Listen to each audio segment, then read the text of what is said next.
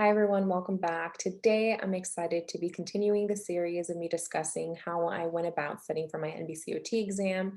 The first part focused on me sharing kind of what was my journey given that I had failed the first time and then passed the second time. And I gave you all a little bit of information regarding affirmations I did prior to studying. And today I really want to focus in on the resources I utilized. But before then, I kind of want to share with all of you what type of learner I am. And I am a kinesthetic learner, meaning that I absorb information best through touch, movement, and motion, so very hands on. And I found that it was really challenging to be able to process information by only reading it, highlighting, rewriting it, visually seeing videos, given that I kind of needed to figure out a way to incorporate my body through that learning process and through kind of that studying. So today I just kind of wanted to break down every single resource I utilized in conjunction to tying it into maybe how I approached it, given that I'm a kinesthetic learner. But really, I'd say I had to do a combination of visual and auditory a little bit more so than kinesthetic. In order for me to kind of share the resources I utilize, I think it was helpful to just understand all of the different resources that are available. And sometimes it gets a little bit overwhelming because there is so much. And sometimes it's important for some people to budget that out because it gets pretty costly in conjunction to having to pay for the exam to then have to go pay for resources. So one of the resources I feel like most people really enjoy and focus on purchasing is the AOTA PDFs, given that that kind of really maps out and lays out the information that will be on the exam. And they also have kind of practice tests assigned to each particular PDF within their online format. So I'd say if you are one who really would want things split up by particular topic like mental health, burns, peds, musculoskeletal, etc., these PDFs will be able to be mapped out in that way. In conjunction, I utilize also the NBCOT Aspire Pack, and this particular resource has practice tests, flashcards, kind of all sorts of study material and games that you could utilize if you enjoy kind of that more virtual learning format. So sometimes for this particular one, I enjoyed it because the games that I utilized were formulated like in a soccer ball. So like if you would shoot the score virtually and you would get the right point, it would like ding and you would get a point. So maybe on days that I felt a little bit more tired, I focused on utilizing that particular resource in order to have a little bit more of flexibility and adaptability to my learning for the day. And if I didn't want to be reading kind of other resources in books or PDFs, I utilize that. Also, there is an opportunity through NBCOT Aspire to purchase each individual test separately. So that's another thing to consider. I also utilized the therapy ed book and practice tests, given that I was able to take a course for this particular uh, therapy ed exam within my program. So they kind of helped us tease out the information in therapy ed, why each chapter was mapped out the way it was at USC.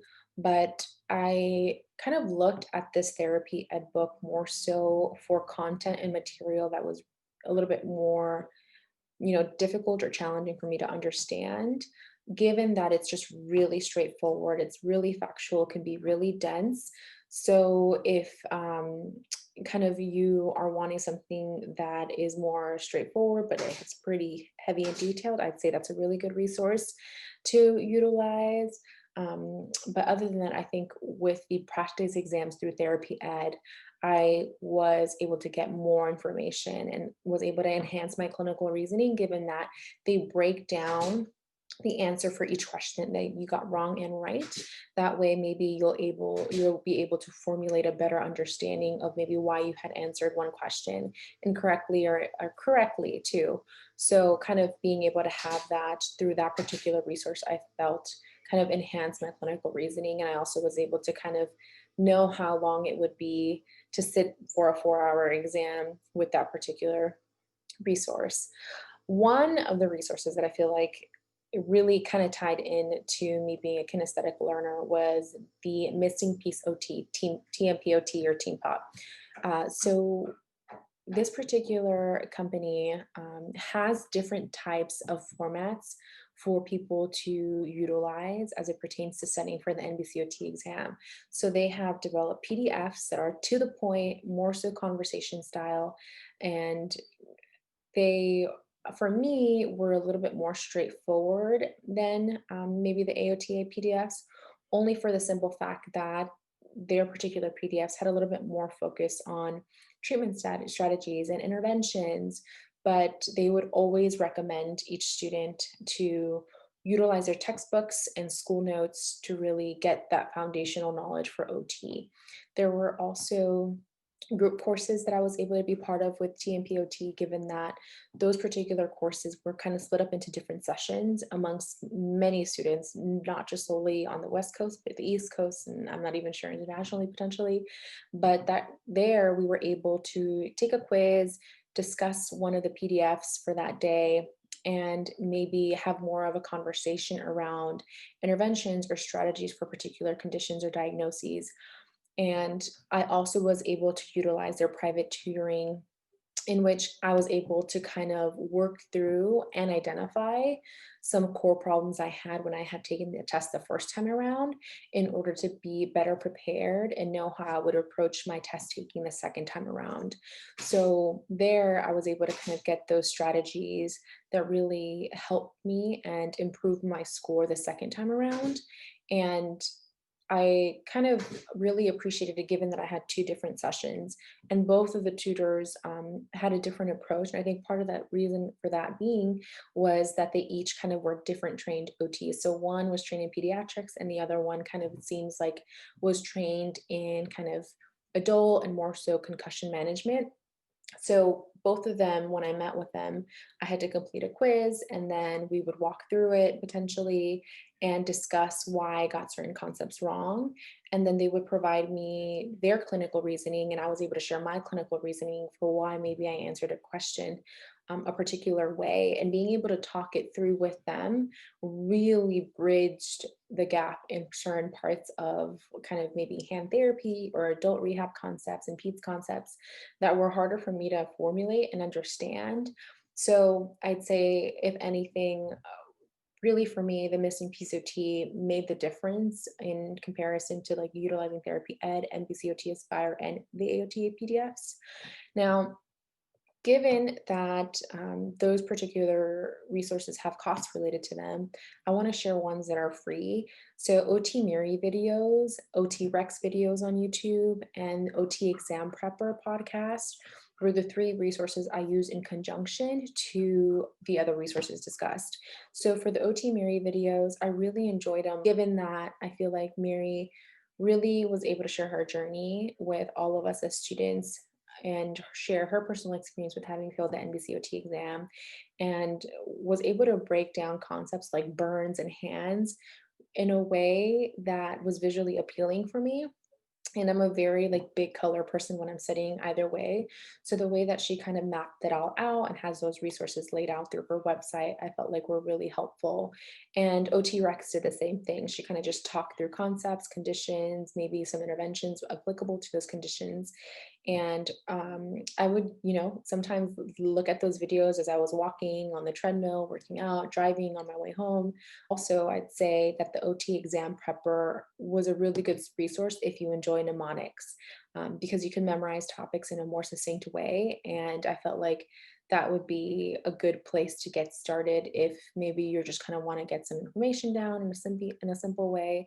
For me, I really enjoyed the PEDS audio, only for the simple fact that I'm a kinesthetic learner. And when he broke down all of the material, all the developmental milestones in the way that he did, I'll make sure to link all the information down below. For me, had made the difference. And I was like, okay, now it doesn't seem super overwhelming by looking at things in a chart format. So I'd say his resource of those podcasts were really helpful.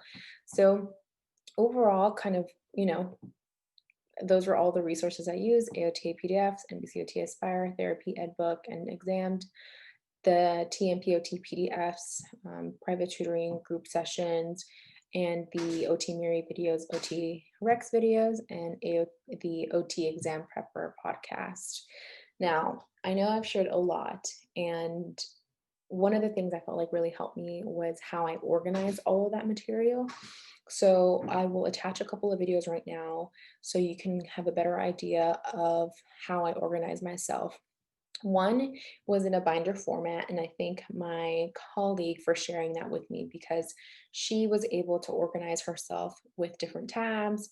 And what she did is kind of make separate notes for maybe videos that she watched for OT Miri and maybe, OT exam prepper. And she would put them all under the same subject in order for her to just have a more easier way of flipping through content and material. Now, for me, I kind of utilize a Padfolio format and, similarly had different tabs mapped out and kind of combined the TMPOT PDFs, the AOTA PDFs, and my personal notes um, into each subject head. So I think having it really mapped out that way helped me stay organized. And then I would just focus on particular topics for the day, for the week, and maybe review a couple of practice test questions via AOTA and NBCOT for particular concepts or material that I had studied. So these are all the resources I utilized. I know it's a lot, but I think for me, given that I'm a kinesthetic learner, I had to do a combination of a little bit of everything. And I'm not that lucky to be able to read a book and memorize things. Like, that's just not who I am. So that's why I'm happy to share kind of all of the different resources I utilized while sharing how I organize that material. So if you have any questions, please feel free to comment down below. I'd be more than happy to answer. And I'll make sure to include all of the resource links that I discussed today in the description box. And good luck studying. You got this. You can do this. Don't give up. I know it's overwhelming, but maybe for you, you just need to pick out one or two resources. For me, I had to pick a little bit more, but I know that your journey is going to maybe look differently than mine, but I hope this video can help you know how I prepared and how I mapped out the resources that were available as an OT student for me. So take care. Have a wonderful time. Goodbye.